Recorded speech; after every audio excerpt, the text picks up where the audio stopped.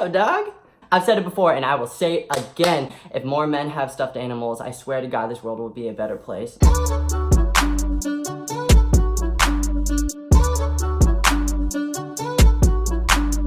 What's up, you guys? Welcome back to my channel. My name is Sam and I'm female to male transgender, 4 years on testosterone and 3 years post-op top surgery. Today I'm going to be talking to you guys about how I knew I was transgender and my journey through discovering that and what it all entailed for me specifically. Everyone's journey is different, but this is mine. I'm going to do a very broad overview of it. Let's go on this journey together. I was born in San Diego, in Carlsbad specifically. I think that has a lot to do with how accepting I was of myself, how I dealt with it, and how I experienced everything, I guess. Friends and your family hugely influenced that. I grew up basically in an atmosphere where I didn't think about gender. I didn't even think like I'm a girl and I'm a tomboy until people like told me that. Growing up, like I just liked playing outside. I had a lot of energy. I played with little motorcycle toys, stereotypical guy things. That doesn't make you that gender, but that was definitely a good indicator for me in my journey. Like I would cry to my mom just wanting to run around on the beach like the boys with their shirts off. Like I hated wearing tankinis or whatever I wore at the time at like 10 years old. I felt so uncomfortable and I just wanted to feel like they did. I just would look at them and be like, my mom would show me like Oprah, where she would bring on transgender people, and I really cared about the female to male. I was like, zoned in. There was like a gap in between what I knew it was and how I felt. And I knew it was intriguing, but I couldn't put it together quite yet. Until puberty hit, and that smacked me right in the face, and I went downhill, and I hated that. I felt very uncomfortable. Your body starts to transform into a little bit more of like a stereotypically female figure of like kind of hourglass with the hips and the waist. But I remember a big moment for me was in 8th grade. I went on a trip to San Francisco with my mom, and holy crap, there's different genders, different sexualities, people have their hair completely different, there's different incomes, different races, and I was so inspired that I came back and cut my hair super short. I just felt so free. I was like, oh my God. And then going through high school, puberty got more intense, obviously, because it's progressing. I just think it's important to realize like dysphoria is more than just, oh, I don't like this body part. It feels like the wrong body part. That was a big indicator early on that I may be transgender because it felt wrong on me.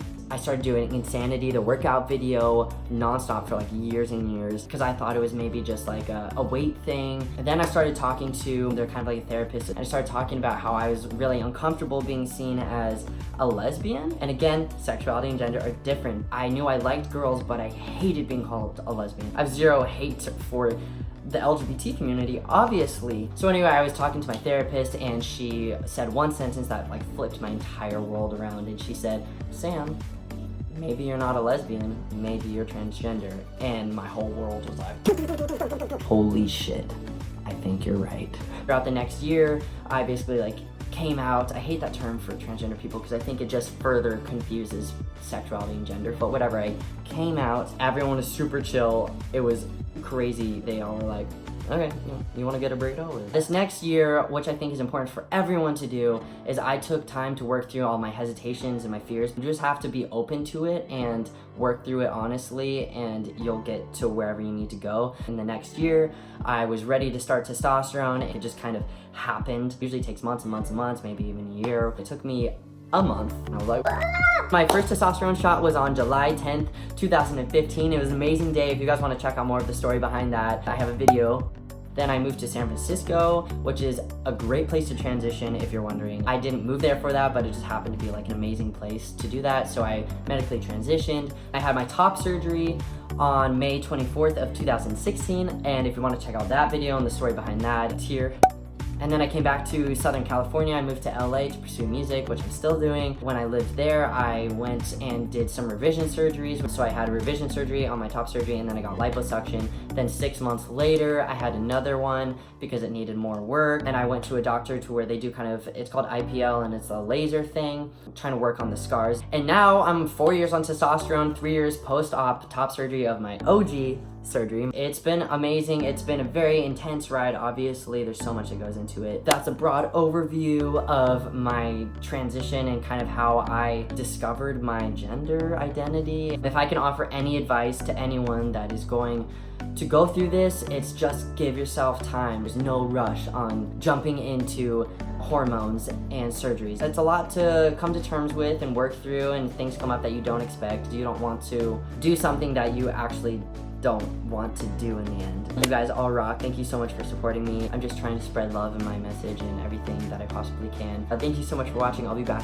next week with another video. If you guys want to hear any more on specific areas of my life or subject within it, let me know in the comments and I will definitely make a video on that. I also wanted to say hello to my new subscribers. Thank you so much for joining me. I am truly humbled and honored that you chose to subscribe to me, and hello to all of the former subscribers. You also rock. I appreciate you. I love you, and I will talk to you later. Adios, bye.